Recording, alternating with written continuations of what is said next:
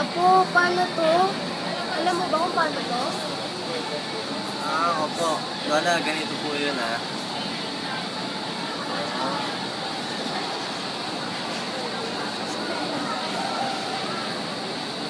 Salamat, Apo.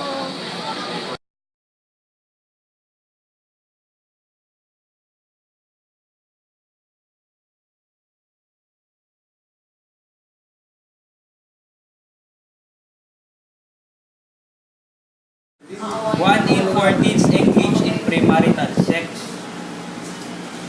Noon, kinasal mo na kami ng mami mo. Hindi na ba niya dati? Sabi ng tropa, ang tunay na lalaki, binibinyagan mo na pamilya.